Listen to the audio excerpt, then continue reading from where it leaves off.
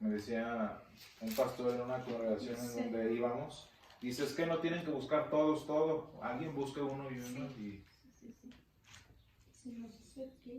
Porque el ocuparse de la carne es muerte, pero el ocuparse del espíritu es vida y paz, por cuanto los designios, ¿estoy bien? Por cuanto los designios de la carne son enemistad contra Dios, porque no se sujetan a la ley de Dios, ni tampoco pueden. Ujú. Y 1 Corintios 2:14.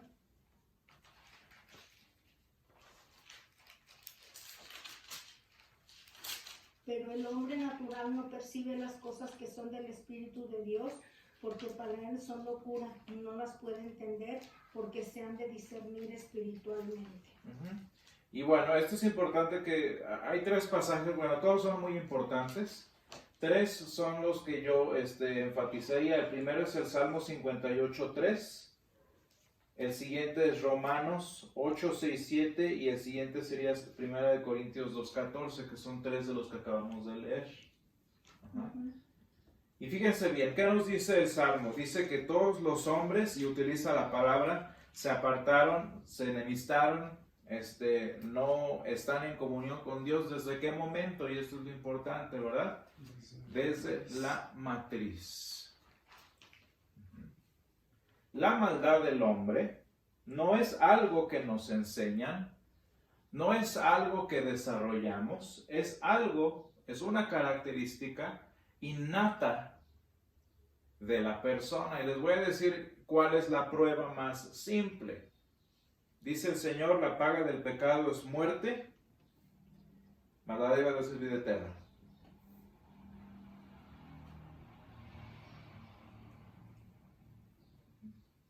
Dice, la paga del pecado es muerte. El día en que un feto o un bebé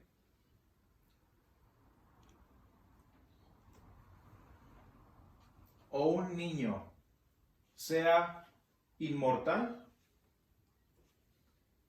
ese día vamos a saber que es un niño inocente. Pero ustedes se dan cuenta que eso no pasa.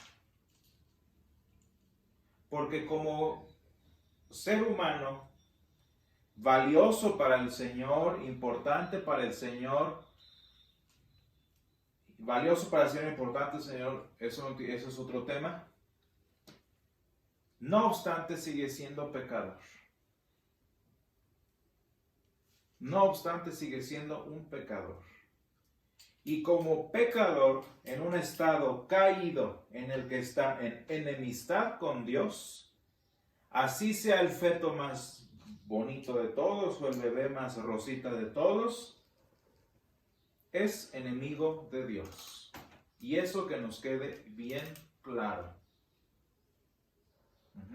¿Qué dice 1 Corintios? Ahorita que acabamos de ver 1 Corintios 2:14, vean ahí la palabra.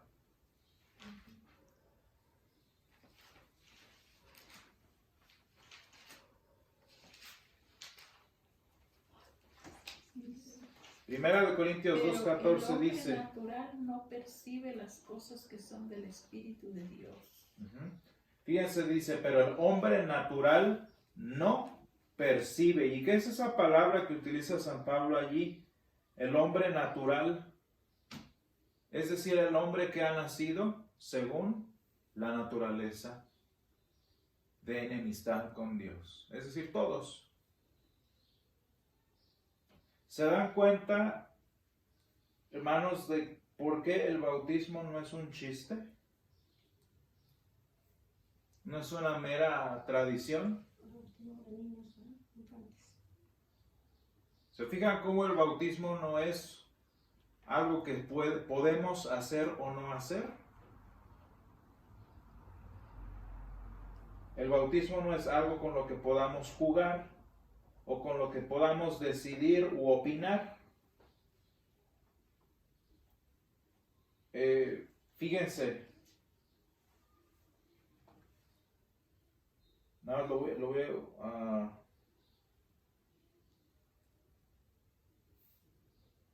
vamos a buscar Lucas 17. Bueno, más bien Mateo 18, que está más claro. San Mateo 18. No sabemos ese pasaje porque lo vimos hace unos cuantos domingos en el sermón. San Mateo 18 y vamos a buscar, estamos hablando de quién es el mayor cuando el Señor tiene un niño ahí entre ellos. Dice, y llamando Jesús a un niño, lo puso en medio de ellos. Ajá. Y fíjense lo que dice el versículo 6.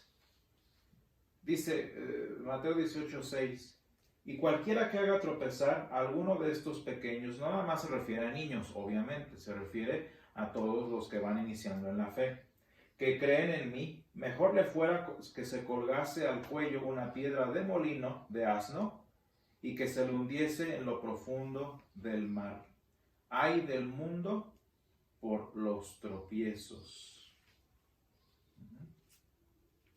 ¿Qué está pasando aquí? Si por lo que sea, cualquier razón, una persona se atreve a cerrarle las puertas del cielo a un niño, por cualquier fantasía que tenga en su cabeza,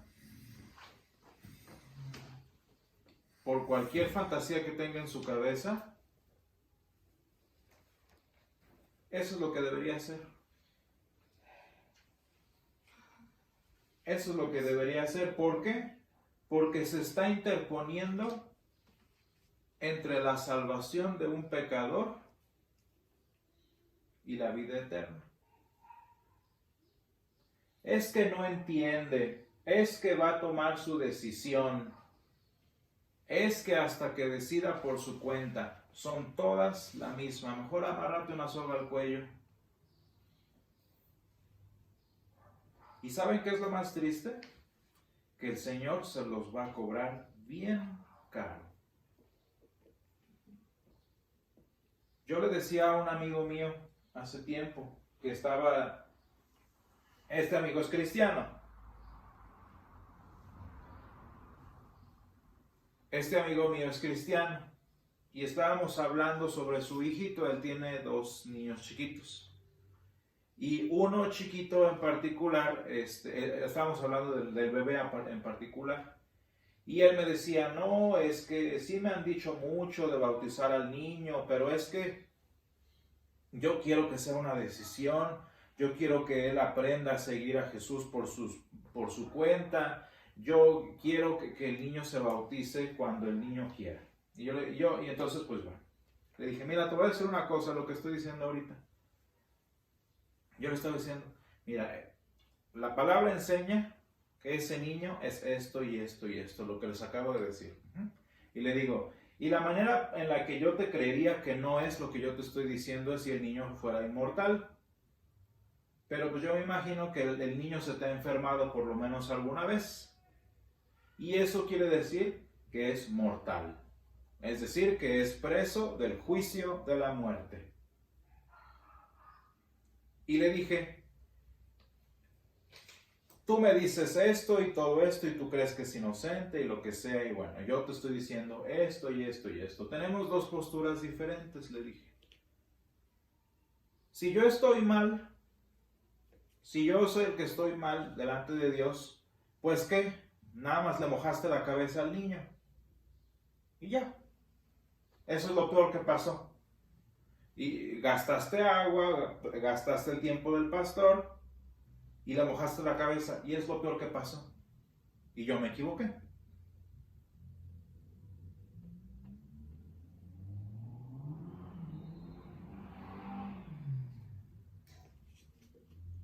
Y le digo, ¿y si tú te equivocas?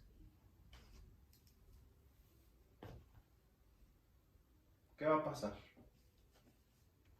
Porque si yo estoy bien y tú estás mal y no bautizas a ese niño y ese niño se muere, es un niño que murió lejos del Señor. Échale. Le digo, no es que me ganes, no es que concuerdes conmigo, eso es lo que menos importa en este asunto. El asunto es que estás jugándote la vida eterna de ese niño. Y no es lo mismo que yo esté mal a que tú estés mal. Porque si tú estás mal, te estás jugando la salvación eterna del niño. ¿Qué hace uno? ¿Por qué creen que no hay muchas personas y muchas, hasta pastores que dicen, no bautices al niño? ¿Por qué creen? Vamos a quitar eso de que es una decisión, de que es un paso de fe. Vamos a quitar todo eso. ¿No creen que es porque piensan que el niño es bueno? Que es puro, como dicen eso de los dientes y todo eso, ¿no? Ay, es que el Señor va, mira tan bonito, ¿qué le va a hacer Dios? ¿Y qué es lo que dice el Salmo? Desde la matriz. El Salmo dice que no necesitas ser un adulto para ser enemigo de Dios. Y otra vez la prueba de, ¿cómo se llama?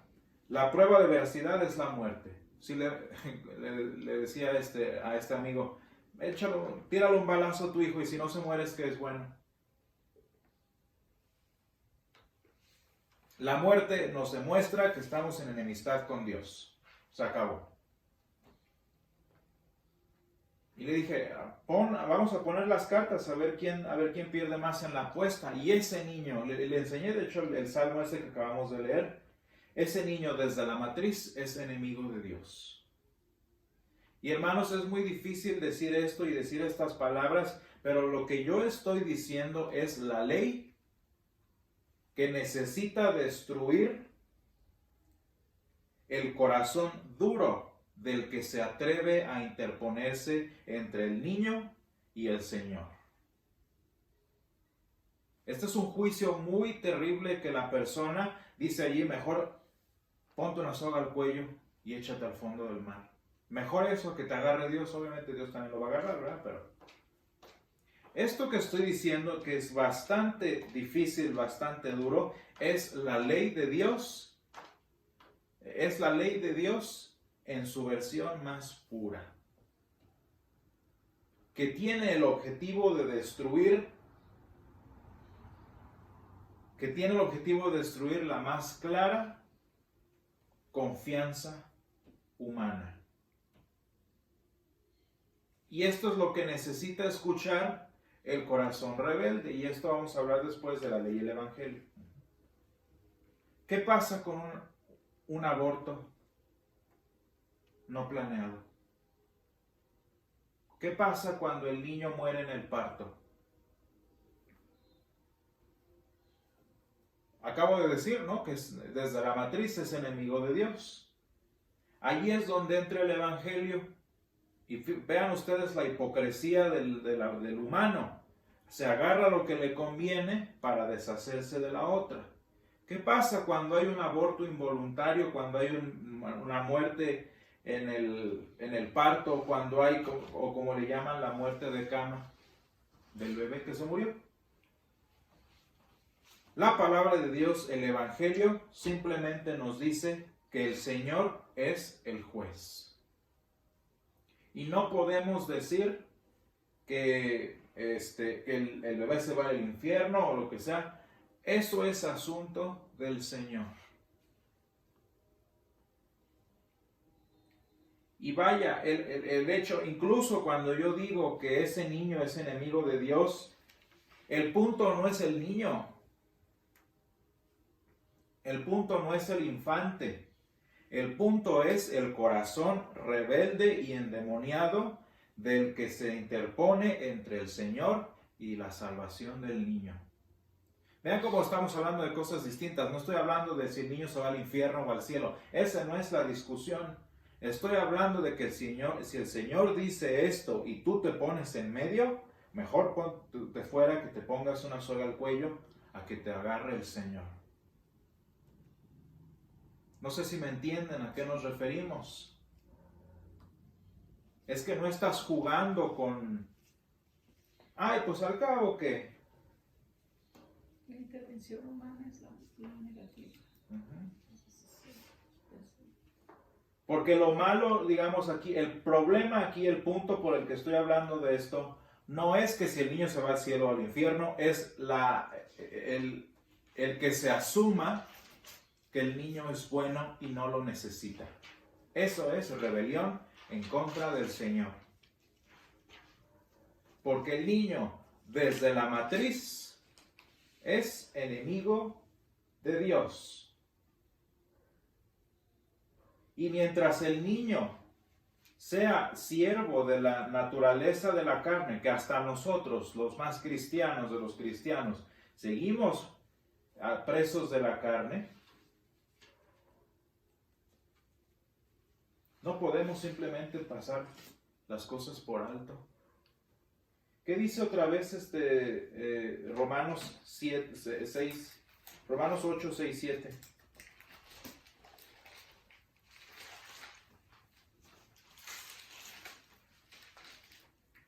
Porque el ocuparse de la carne es muerte, pero el ocuparse del espíritu es vida y paz. Por cuanto los designios de la carne son enemistad contra Dios, porque no se sujetan a la ley de Dios ni tampoco pueden, y los que viven según la carne no pueden agradar a Dios. Sí, porque los designios de la carne son ¿qué? Son enemistad contra Dios.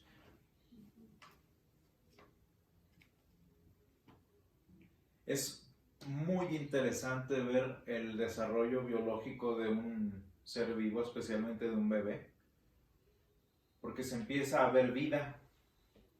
Y es muy interesante ver un cierto grado de conciencia filosófica en las células. Quiere decir que allí ya hay voluntad, ya hay inclinación, por lo menos hacia existir.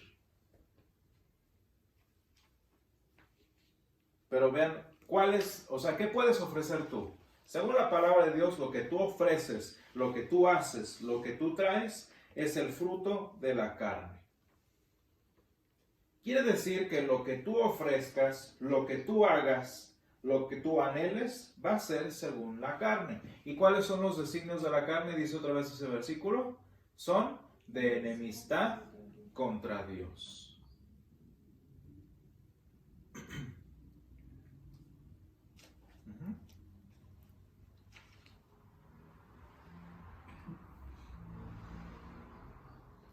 Eso, enemistad contra Dios. Y ahora vámonos a la segunda. Lo que dice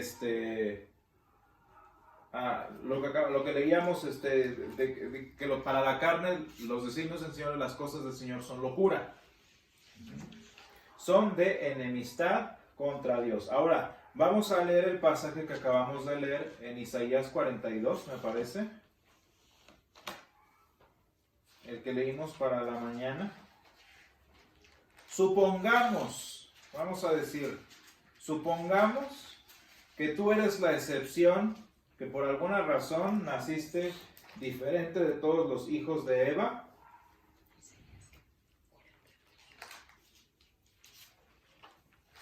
No, el que leímos en la mañana. Ahorita, hace ratito, Isaías 64. Isaías 64. Vamos a suponer que tu carne es diferente. ¿Sí? Vamos a suponer que tú eres diferente y que tu carne de verdad te permite anhelar a Dios, te permite buscar a Dios. Vamos a decir que eres la excepción. No, tu carne no es como dice la palabra. Tu carne, los designios de tu carne no son en enemistad contra Dios. Tú eres la excepción. Bueno. Incluso si por tu cuenta, violando todas las leyes de la naturaleza humana, quisieras buscar a Dios y quisieras hacer su voluntad de tu cuenta propia, esto es lo que resultaría. Versículo 6, Isaías 64, 6. Si bien todos nosotros somos como suciedad y todas nuestras justicias como trapo de inmundicia.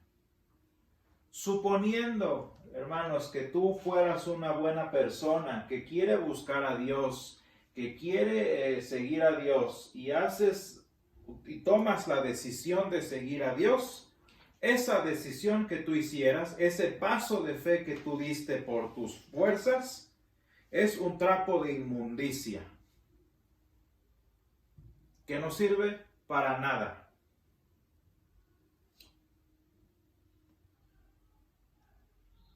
Fíjense cómo el problema es más profundo de lo que nosotros nos damos cuenta. De entrada no quieres y de entrada no puedes. Eso. Pero supongamos que quieres y puedes, ¿no? Porque el querer es poder, por así decirlo, ¿no? Bueno, aunque quisieras y pudieras dar un paso de fe, obedecer al Señor, decidir seguirlo y lo que tú quieras, esa decisión, ese querer, ese paso de fe no sería otra cosa sino un trapo de inmundicia, porque esa es justicia, esa es una justicia ¿de quién? Esa es una justicia personal. ¿Y de qué sirve eso? ¿Saben cómo es parecido esto? No sé si ustedes se acuerdan que los cristianos andan por ahí mucho hablando en relación al aborto. Andan, dale y dale con el sacrificar a los niños a los dioses. No sé si se acuerdan de eso, ¿no? Que en el Antiguo Testamento se sacrificaban bebés a Moloch, ¿no? ¿Y cuál era el punto de sacrificar al bebé? Que como era lo más valioso que tenía la familia, pues se lo ofrecían al dios Moloch para que Moloch lo recibiera y les diera su favor. Y los cristianos andan, no, es que es hacer lo mismo, es ofrecer una buena acción a un dios. Bueno, el punto no es el aborto en este asunto. El punto es que esos cristianos, la mayoría de ellos hacen lo mismo. Nada más que en lugar de ofrecer bebés, lo que ofrecen son su obediencia, lo que ofrecen son sus decisiones, lo que ofrecen son sus... ¿De qué sirve todo eso? ¿Qué es? ¿Qué es eso? Es un trapo de inmundicia. ¿Y por qué es un trapo de inmundicia? Porque proviene de un corazón que es sucio. Dice, todos nosotros somos como suciedad. Y obviamente, si tú eres como suciedad, las cosas que hagas, sean buenas entre comillas o malas, van a ser un trapo de inmundicia. Y se acabó. Y fíjense bien, el profeta Isaías está hablando, fíjense bien, dice, todos nosotros. ¿Se está excluyendo Isaías? O sea, nada más porque uno es cristiano ya no es así. Isaías se incluye, Isaías, un profeta, hablando la divina palabra de Dios, se incluye a sí mismo. Como que lo bueno que él quisiera hacer para favorecer a Dios o para agradar a Dios es un trapo de inmundicia.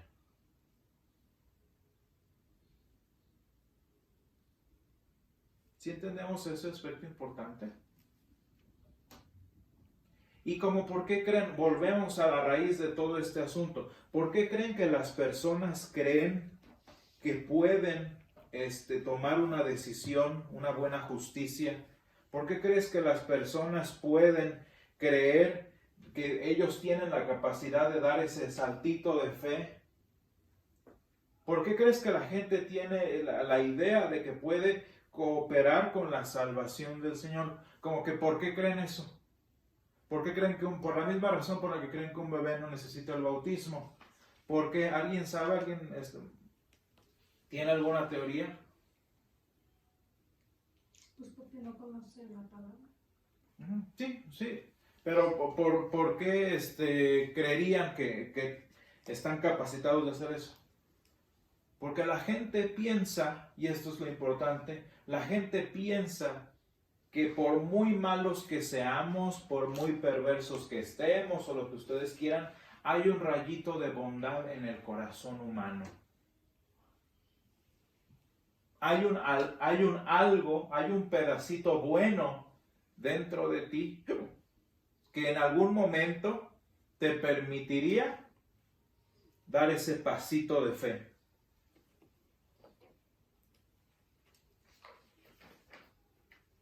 Que en algún momento te permitiría decirle a Dios sí. Que en algún momento te permitiría ofrecer una justicia y que esa justicia fuera buena. El asunto va así. Las personas creen que hay un rayo de bondad, hay un rayo de esperanza en el corazón humano que, posibilidad 1, puede hacer que él quiera seguir a Dios. Posibilidad 2, puede hacer que no nada más quiera, sino que pueda buscar y agradar a Dios. Y posibilidad número 3, que pueda ofrecerle algo que el Señor acepte como válido. O sea, es que hay algo bueno aquí que te hace querer, que te hace poder y que te hace que lo que des sea digno del trono de Dios.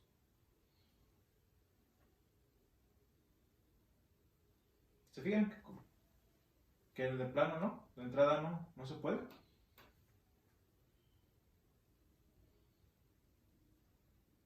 Aquí en español la Reina Valera usa la palabra inmundicia. ¿Qué idea les da inmundicia? Lo habíamos visto hace unos domingos. ¿Qué idea les da la palabra inmundicia? Era como los lienzos con los que se cubrían los leprosos. Eran los lienzos, eran los trapos esos con los que se tapaba un leproso, ¿no? Para no andar infectando. Pero la palabra inmundicia, estamos estudiando la palabra en español, ¿eh? No es la palabra de Dios. Sucio, lo más. Una palabra, digamos, una casa es toda una inmundicia. ¿Qué idea les da eso, no? Pues está asqueroso, ¿no? No que está polveada, ¿o sí? No que está cochinita por allí o por una esquinita. La palabra inmundicia, incluso en nosotros, en español, nos refleja que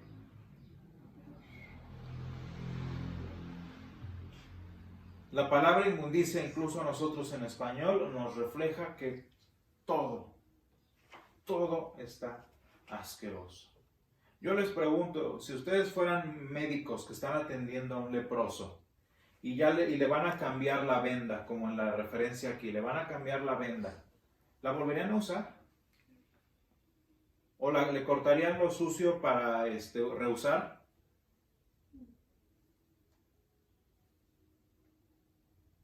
¿A poco ustedes creen que los médicos que reusan las vendas y todo eso, nada más le cortan lo sucio y la vuelven a aplicar? Pues no. ¿Por qué no se puede usar? Porque está inmundo. ¿Y cómo es posible que hay personas que piensan que ese corazón humano que está inmundo puede de alguna manera sacar un pedacito que quedó mágicamente limpio para querer servir a Dios, para poder servir a Dios y para ofrecerle un sacrificio digno a nuestro Dios? Hermanos, ¿qué tipo de cordero pedía el Señor para el sacrificio? ¿Se acuerdan que el Señor, y hasta macho de un año, de tales características, y dice la palabra que sea, en una versión vieja de la Biblia dice inmaculado? ¿Qué es esa palabra? Que no tenga ni un detallito. Y los pastores de verdad checaban que el animalito estuviera perfecto. ¿Y por qué buscaban que fuera perfecto, hermanos? Porque lo iban a ofrecer ante el Señor. ¿Por qué el Señor no simplemente les dijo, ay, tú pásame el que tengas ahí, el enfermo o el viejo? Porque, hermanos, estamos hablando de pureza, de corazón, de un sacrificio que agrada al corazón de Dios. Ya mero que lo que tú puedas darle de tu corazón le va a agradar. Ya mero que la decisión que tú puedas tomar o el paso, el salto de fe que puedas dar, le va a dar mucho gusto a Dios. Eso es una aberración.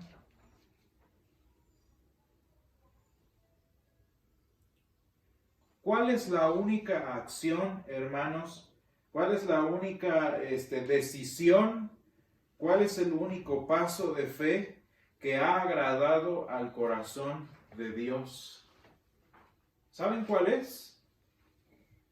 ¿Cuál ha sido el único acto humano, el único paso humano de fe, el único acto de obediencia humana que ha agradado al Señor? El salto de fe que el Señor Jesús dio para entregarse en manos de sus perseguidores. La decisión que Jesús tomó de ofrecer su vida en propiciación nuestra. Y dice Jesús, a mí nadie me mata, a mí nadie me anda matando. Dice, yo pongo mi vida. Esa es una decisión que Jesús tomó.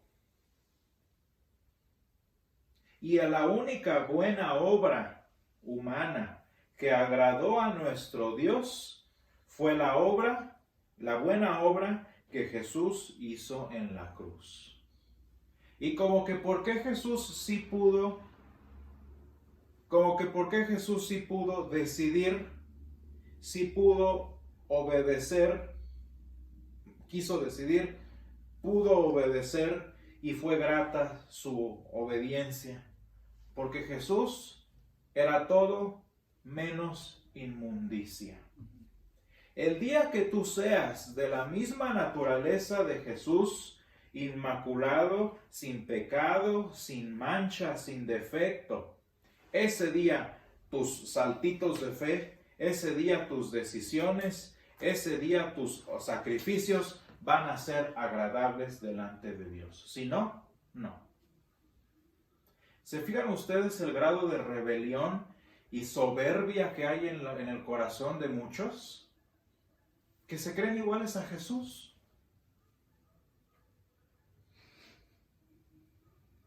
Que se creen tener la misma naturaleza de Jesús para actuar y seguir lo que Jesús hace.